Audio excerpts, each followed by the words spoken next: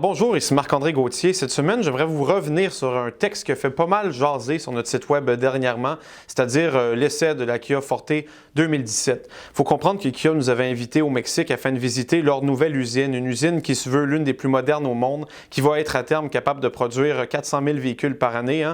Leur plus grosse est en Corée, ils font quelque chose comme 650 000 voitures par année là-bas. Donc, il faut comprendre que pour Kia, c'est une grosse usine qu'ils ont construite dans la région de Monterrey. Cette usine-là va produire la nouvelle Forte qu'on va avoir ici, la nouvelle Rio qu'on va avoir ici, mais également un troisième modèle qu'on ne connaît pas.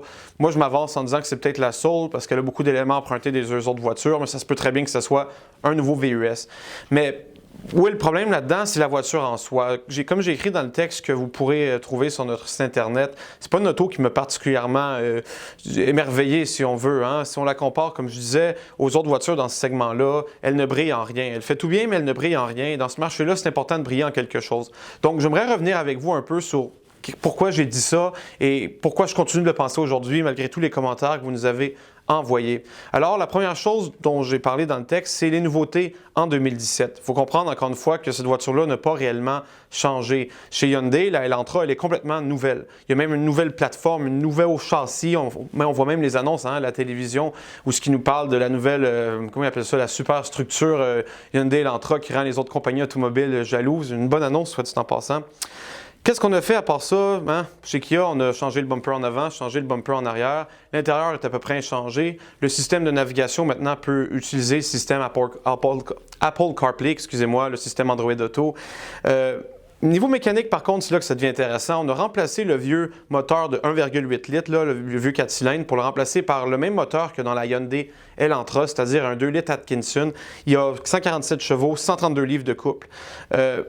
Pourquoi c'est une mauvaise nouvelle quant à moi? C'est parce que le problème avec les moteurs qui ont plus de puissance que de couple, c'est pas vraiment un problème. C'est au sens que ce qui nous fait aller vite en auto, c'est les chevaux. Faut pas se tromper avec ça. C'est ce qui nous fait accélérer.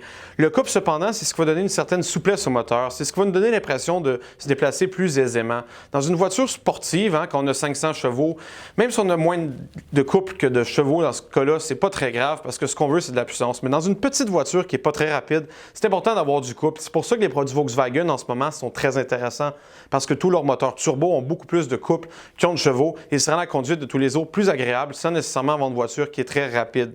Chez Kia, on a gardé d'ailleurs l'autre 2 litres, le moteur GDI de 173 chevaux et de 154 livres de couple. Ce moteur-là, quant à moi, demeure le plus intéressant dans cette voiture-là, tout simplement parce qu'il y a plus de puissance, il y a plus de souplesse. Et l'économie d'essence n'est pas très différente entre les deux. Si vous faites attention avec les deux, vous allez faire environ 7,5 litres avec la Forte Atkinson et 8,2 avec la Forte GDI.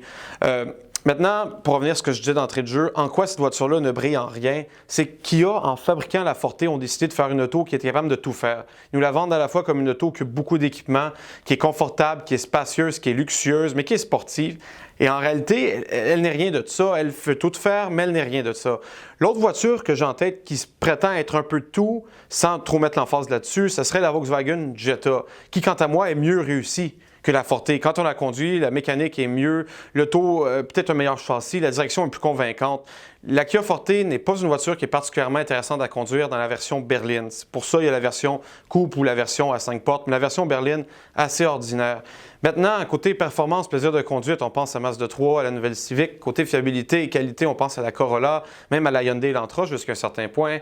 Kia va devoir trouver, si on veut, un filon à exploiter. Il va falloir qu'il se trouve un angle d'attaque et qu'il reste avec cet angle d'attaque-là, parce que tant si longtemps qu'ils ne le feront pas, on ne pourra pas recommander la Forte par-dessus les autres en disant allez là-dessus. Parce que rapport qualité-prix, tout dépendamment de ce que vous recherchez, il y aura toujours une meilleure voiture.